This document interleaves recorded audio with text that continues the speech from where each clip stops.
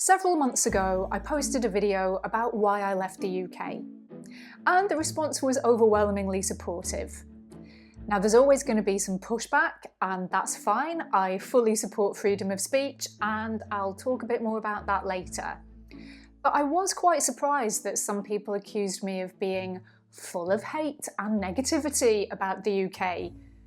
There were a couple of things I could have probably explained more clearly, but I can only assume that some people just didn't listen properly, because I actually said plenty of good stuff too. The thing is, leaving a country doesn't mean hating it. In fact, stepping away gives you perspective, and it helps you see both the bad and the good more clearly. And to me, that's why travelling is such an enriching experience. Part of the joy is seeing different ways of doing things and forming your own opinions about what you like, what you don't like, what you think works better than your home country or not as well as your home country. And as I mentioned in that video, you learn more about yourself as well, and you certainly learn to be grateful for some of the things your country has to offer. Anyway, back when I posted that video and the comments section was getting flooded with all sorts of judgments and opinions and assumptions, I thought, okay, let's make a video clearly stating all the things I do love about England and the UK. But I thought, you know what, I'll wait until the next time I'm actually there, film on location, get some lovely B-roll footage, some nice visuals of London and Sussex and anywhere else I'm visiting. So a few weeks ago, I was visiting some friends in London, and I'd barely stepped off the bus at Elephant and Castle when this happened. It was the classic phone grab scenario by a lad on a bike, and the only reason he didn't get it was because of this. An anti-theft cord, £5. I suggest you get one if you plan on spending any time in London. Apparently there were over 100,000 phone thefts in London last year, which I believe is the equivalent of 13 phones stolen every hour, and my guess is it's only gone up since then. Anyway, the phone flipped out of its case and smashed on the pavement, and thankfully it still works, but I must admit, it really took the shine off my filming plans. So I decided not to risk it. But I still really want to make this video, so let's have this chat from the comfort and safety of my home here in West Island. And of course, this is just going to be a talking head video, no fancy visuals or B-roll, sadly, so feel free to go about your business and leave me blathering away in the background if you want to. So in just a moment, I'm going to share the 3 things I love most about the UK. But first, a few disclaimers. As many of you know, the UK is not an easy place right now. The cost of living, political divisions, social tensions, things feel a bit heavy. And even sharing a positive opinion about the UK feels weirdly controversial at the moment. The thing is though, on my travels, I've seen firsthand how other countries are unapologetically patriotic. And I support that. Many of these countries have fought long and hard for their independence. The thing is, it is a bit more complicated for us in the UK because for a time we were the colonisers. And it seems to me that while older generations were only taught the good things about British history, the younger generations have only been taught the bad stuff. And of course, both can be true at the same time. But personally, I think Britain could really do with a dose of healthy patriotism right now. And if the word patriotism makes you feel a bit icky, then just think of it as self-respect. Because in my opinion, loving a place isn't the same as nationalism. You can love a country the same way you love a person. You can see the flaws, acknowledge past mistakes, and still celebrate what makes them remarkable. You can take pride in a country the same way you take pride in your home. You want to see it kept clean and safe and well maintained. I mean, surely that's what we all want. And that's not blind nationalism, that's genuine appreciation. And I don't think it matters which side of the political spectrum you're on. So here are 3 things I truly love about Britain. And yes, I know they're different, but I will be using the terms Britain and the UK somewhat interchangeably. Deal with it. Okay, so one of the things I love most about Britain is the visible, tangible history. I mean, on a purely aesthetic level, some of that old architecture is, to my eyes, just beautiful.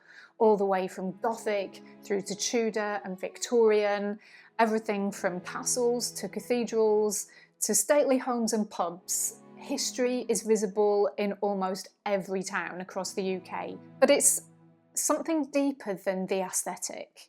That sense of history also taps directly into Britain's legacy as a world innovator. And maybe not everyone gets this, but if, like me, you are a bit whimsical, then you'll be familiar with that little tingle you get from walking the same streets as kings and queens and politicians and scientists and all sorts of other people who change the world. And those old pubs deserve a special mention because for centuries they were Britain's social glue.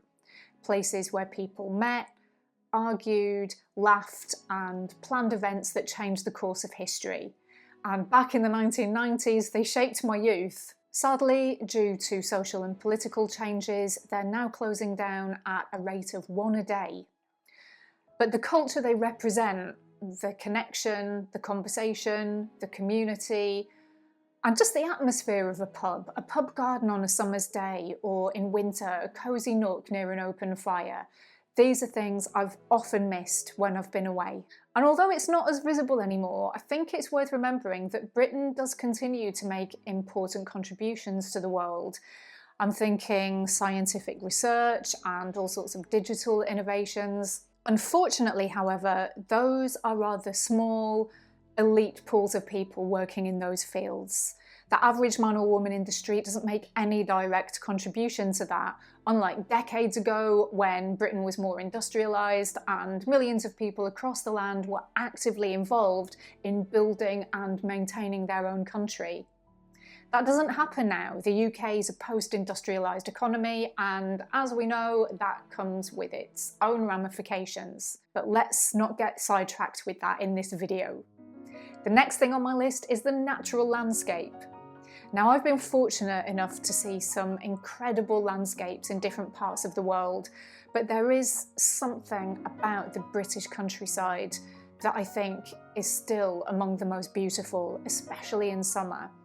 And it's also accessible thanks to a network of public footpaths, many of which have been used for centuries. So you can hike through landscapes that inspired Constable and the Brontes and countless other artists, poets and writers. And finally, let's talk about the British character. If there's one thing that makes me feel truly British, it's the sense of humour. It can be dark and weird and sometimes downright brutal, but it's saved by one thing: self-depreciation. We can laugh at ourselves. So for those outside the UK, here's a good test of British character. You'll know someone really likes you when they take the piss out of you a bit. Nothing too harsh, just some gentle mocking and teasing, but that's how we show affection.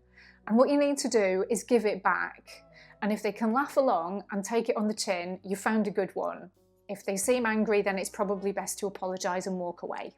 The British, of course, also have this reputation for their love of queuing. And you know what? I'm really proud of that. It's not something I even thought about until some years ago I found myself trying to board a train in India, where it felt like survival of the fittest. So call me an imperialist wanker if you want to, but I remember thinking, this is something Britain gets right. Because that simple act of patiently waiting your turn taps into deeply held values. So it's not that we love to queue, it's that we value fairness, respect and equality. And speaking of fairness, I also want to mention the NHS, the National Health Service. Yes, it has problems, largely due to underfunding and a certain amount of abuse from the public, but the principle behind it, I think, is really admirable, and that's democratic access to healthcare. It's available to everyone, and that, I think, is an incredible aspiration for any society. And finally, let's talk about freedom of speech, because this has been a British ideal for over 300 years. Now, as we know, the whole concept of free speech is currently being called into question as society grapples with new forms of communication. It really does highlight that tension between rights and responsibilities. But I've been quite alarmed at what's been happening in the UK recently.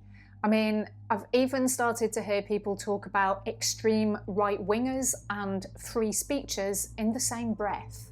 Now, growing up, I was always under the impression that freedom of speech was more a left-wing ideal, but I guess it depends on who's in power.